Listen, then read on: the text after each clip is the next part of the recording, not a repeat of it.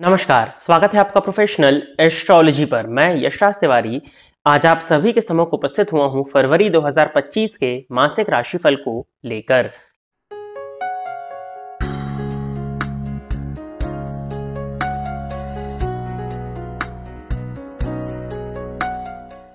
इस राशिफल के कार्यक्रम में हम चर्चा करने जा रहे हैं कि फरवरी 2025 का ये मंथ आपके लिए क्या लेकर के आ रहा है।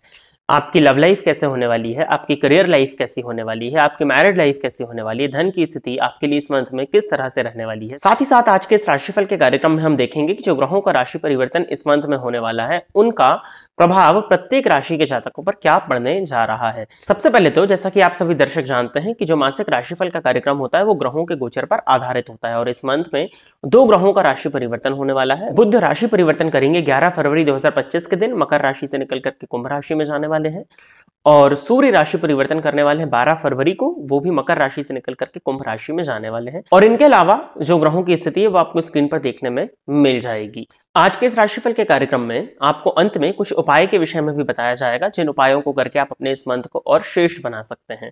यदि आप इस कार्यक्रम को देखते हैं और इस कार्यक्रम के माध्यम से आपका कुछ भी लाभ होता है तो आप इस वीडियो को लाइक करें, साथ ही साथ इस चैनल को सब्सक्राइब करें ताकि इन फ्यूचर जो भी कंटेंट मेरे द्वारा इस चैनल पर अपलोड किया जाता है उसका नोटिफिकेशन आपको मिलता रहे। आइए अब हम चर्चा प्रारंभ करते हैं राशियों के क्रम में 9वीं राशि अर्थात धनु राशि के जातकों के लिए फरवरी 2025 का ये मंथ क्या लेकर के आ रहा है। धनु राशि के जातकों के लिए सबसे पहले जो मुख्य इंपॉर्टेंट प्लैनेट होते हैं वो सूर्य होते हैं, क्योंकि वो भाग्य भाव के स्वामी हैं। जैसे ही इस मंथ की शुरुआत होगी, सूर्य आपके लिए भाग्येश होकर के धन भाव में संचरण कर रहे हैं और 12 फरवरी के बाद में सूर्य राशि परिवर्तन करके तीसरे भाव में संचरण करना प्रारंभ कर देंगे। इस गोचर काल को या इस राशिफल को आप दो भागों में समझने का प्रयत्न करिए। सबसे पहले तो मंथ की स्टार्टिंग में सूर्य का भाग्येश होकर के द्वितीय भाव में जाना ये इस बात को प्रदर्शित करता है कि आपको आपके भाग्य के सहारे किसी बड़े धन का लाभ इस मंथ में शुरुआत से लेकर के 12 फरवरी तक हो सकता है। इसके साथ ही साथ पैतृक संपत्ति को लेकर के यदि आपका किसी तरह का विवाद था, स्पेशली पैतृक जमीन को लेकर के यदि आपका किसी तरह का विवाद था, तो वो विवाद 12 फरवरी के पहले पहले सॉल्व होता हुआ दिखाई दे रहा है धनु राशि के जातकों के लिए। जब भाग्येश का संबंध आपके लिए दूसरे भाव से होगा तो आपने जो पूर्व में अच्छे कृत्य किए हैं, पहले जो आपने अच्छा धर्म कर्म किया है, उस धर्म कर्म का फल आपको इस समय में धन आगमन और धन संचयन के रूप में देखने में मिलने वाला है। तो ओवरऑल हम कह सकते हैं कि धनु राशि के जातकों के लिए फरवरी का फर्स्ट हाफ धन धान्य के पॉइंट ऑफ व्यू से काफी अच्छा होता हुआ दिखाई दे रहा है। सूर्य का राशि परिवर्तन 12 फरवरी को होगा और सूर्य आपके लिए राशि परिवर्तन करके पराक्रम भाव में संचरण करना प्रारंभ कर देंगे।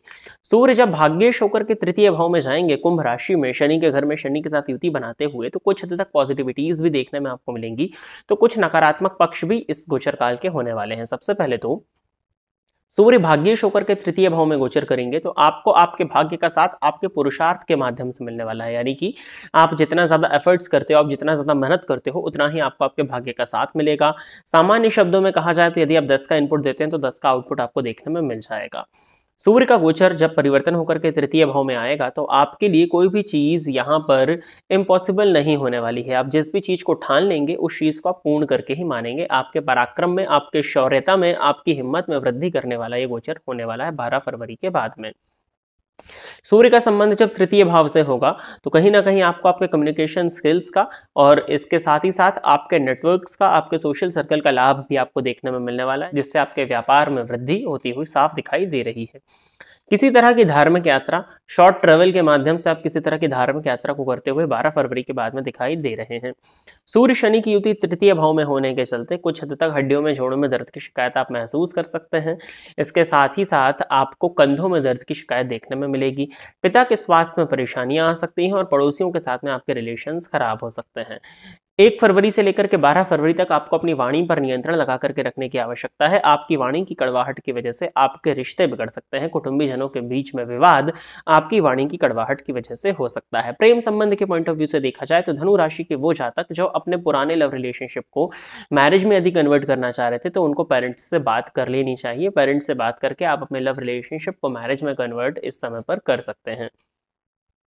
वैसे तो पूर्णतः शादी होने के योग आपके लिए नहीं बनते हैं, लेकिन फिर भी बातचीत हो जाए, आपके और आपके पार्टनर के जो परिवार वाले हैं वो सब मिल लें, इस बात की स्थितियां आपके लिए इस समय पर बनती हैं। बाकी लव लाइफ के पॉइंट ऑफ व्यू से समय आपके लिए काफ़ी अच्छा जाता हुआ दिखाई दे रहा है। इसके साथ ही साथ में चतुर्थ भाव के स्वामी गुरु बनते हैं, वो षष्ठ स्थान में है और षष्ठेश का संबंध चतुर्थ स्थान से बन रहा है।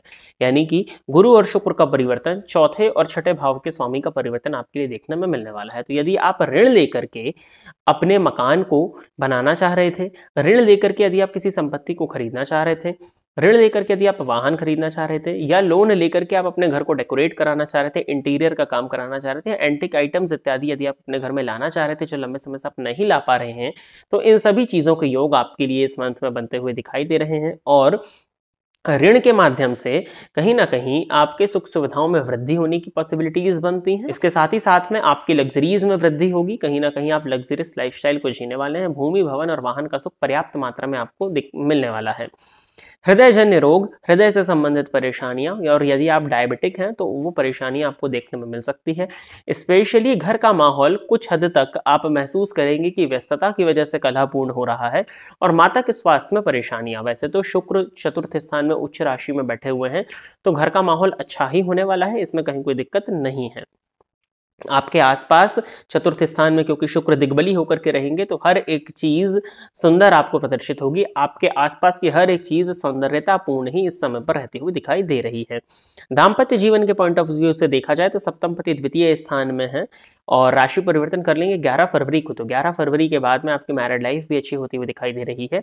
बस आपको अपने क्रोध और अपनी वाणी पर नियंत्रण रखना है। आपके क्रोध और आपकी वाणी की कड़वाहट की वजह से कुछ हद तक मैरिड लाइफ में फ्लक्चुएशंस हो सकते हैं। इसके अलावा ओवरऑल आपकी मैरिड लाइफ मुझे अच्छी दिखाई दे रही है। अगर यदि आप अपने जीवन साथी के साथ में कहीं घूमने जाना चाहते हैं, तो जीवन साथी के साथ में आपकी यात्रा इस मंथ में प्रबल रूप से होती हुई दिखाई दे रही है। व्यापारिक पॉइंट ऑफ व्यू से देखा जाए तो धन लाभ की योग है, मैंने आपके लिए शुरुआत में ही बता दिया। और व्यापार में आपको बड़े धन का लाभ इस मंथ में देखने में मिलने वाला है। और यदि आप नौकरी पेशा हैं, बैंकिंग इत्यादि की फील्ड से जुड़े हुए हैं, कम्युनिकेशन की फील्ड से जुड़े हुए हैं, मीडिया की लाइन से जुड़े हुए हैं, ज्योतिष लेखन प्रकाशन संपादन की लाइन से जुड़े हुए हैं, तो भी ये मंथ आपको कई नई उपलब्धियां देने वाला है। नौकरी में प्रमोशन के योग भी आपके लिए इस मंथ में 12 फरवरी के बाद में बनते हैं। सरकार से कुछ हद तक लाभ भी आपको इस मंथ में देखने में मिलने वाला है। तो ओवरऑल धनु राशि के जातकों के लिए मंथ धन धान्य के पॉइंट ऑफ व्यू से अच्छा है। थोड़ा हेल्थ और अपने स्वास्थ्य पर और अपने चरित्र पर, इसके साथ ही साथ आपको अपने व्यवहार पर नियंत्रण लगा करके रखने की आवश्यकता होगी। उपाय के तौर पर आपको नित्य आदित्य हृदय स्तोत्र का पाठ करना है इस मंथ में और सूर्य भगवान को जल प्रदान करना है। तो प्रिय दर्शकों, ये था धनु राशि के जातकों के लिए फरवरी 2025 का राशिफल। आशा करता हूं कि धनु राशि के जातक मेरे द्वारा बताए गए इस राशिफल के कार्यक्रम से संतुष्ट होंगे। यदि आप इस कार्यक्रम को देखते हैं और इस कार्यक्रम के माध्यम से आपका कुछ भी लाभ होता है, तो आप इस वीडियो को लाइक करें, साथ ही साथ इस चैनल को सब्सक्राइब करें, ताकि इन फ्यूचर जो भी कंटेंट मेरे द्वारा इस चैनल पर अपलोड किया जाता है उसका नोटिफिकेशन आपको मिलता रहे। यदि इस कार्यक्रम के माध्यम से आपका कुछ भी लाभ होता है, तो आप इस वीडियो को ज़्यादा से ज़्यादा लोगों के साथ में शेयर करें, ताकि और भी लोगों का लाभ हो और उसका माध्यम आप सभी दर्शक बने। आज के इस कार्यक्रम में बस इतना ही रखते हैं। नमस्कार।